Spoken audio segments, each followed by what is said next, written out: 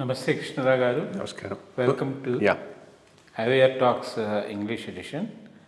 Now, we have discussed about the problems in Bangladesh, and we have seen the repercussions post Haseena's, asylum in India, and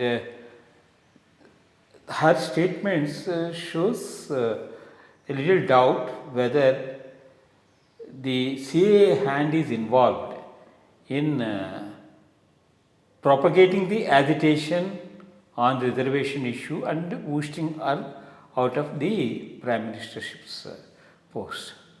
What do you think? The intention of, we also already discussed the intention of the US in handling the affairs of Bangladesh, because they are indirectly interested, as we have already discussed earlier, of establishing a place in this area for a strategic presence. I just want your reflections on this particular issue. Yeah, I mean, whatever has come out in the newspaper, that a letter is written by her in this regard, of course, which has not been officially published, stating that she does believe USA has a hand in disposing her and in this whole agitation that's going on in Bangladesh. Going by the track record of United States and CIA and the way they behave, I'm inclined to believe her accusation. Her accusation is USA wanted a base in St. Martin Island, which she refused to give, because of which they went to the extent of destabilizing her. That America is interested in a military base somewhere in Bay of Bengal there's no doubt about that, because they want to have a presence there to control the maritime thing and also to counter the influence of China. China is already building a port at Cox's Bazar. This St. Martin Island is very near to that Cox's Bazar. If you see Bangladesh map, that country towards the end comes the Chittagong area.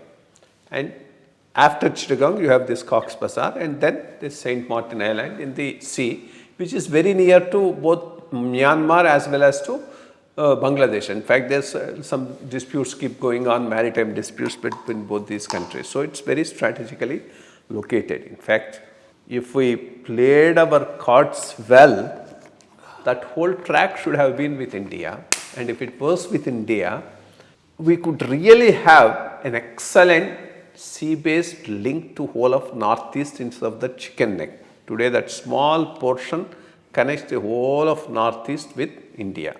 If we had Chittagong with us, we could have had a straightaway sea link also to the whole of Northeast. And all that area is not Muslim. It's all Chekmas. That's a separate community which are Buddhists. So it could have gone well in terms of the culture, language within the division. But I don't know. I mean, maybe same thing. I mean, in Andhra Pradesh, when we were united Andhra Pradesh, thinking that Telangana will not come, Andhra leaders never bothered about asking for what is required for this state. So when suddenly the division took place, they were left high and dry. Same thing should have happened when India was partitioned. Believing that it will never be partitioned, these things they might not have even bothered to look into. Whereas the other side, fighting for partition, might have definitely looked at the maximum. In fact, what they say is, if Jinnah's plan were to succeed, whole of Bengal would have gone to Pakistan. I mean, at least Shyam Prasad Mukherjee prevented it and got the West Bengal portion divided and ensured that it retains with India. Okay, this is another story. I am just recounting it as part of this discussion. That aside, you see the track record of America.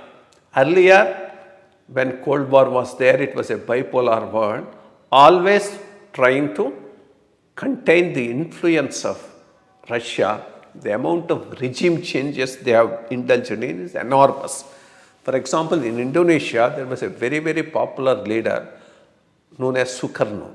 They deposed him and put a military general there as the leader without elections.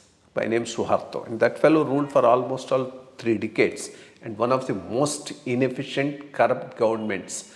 Similarly, when in Chile, one Mr. Allende got elected, who is a known Marxist, and formed the government, just to pick him, they ensured there was a revolt by the army, and the army took over. And they gave a very nasty government there. Today they are gunning for the president of Venezuela, who is not doing their line, saying that the elections are unfair, this, that and everything.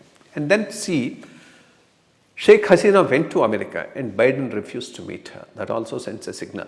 I mean, just because the elections were not fairly held, if you refuse to meet her, what about total autocracies and monarchies like Saudi Arabia, Qatar and UAE? You give them red carpets, but here he refused to meet her.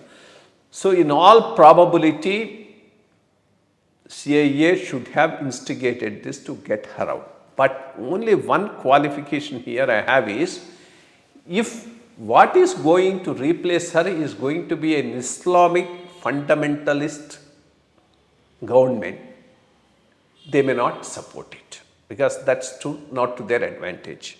Like they have gone specifically against those governments like in Iraq, Afghanistan.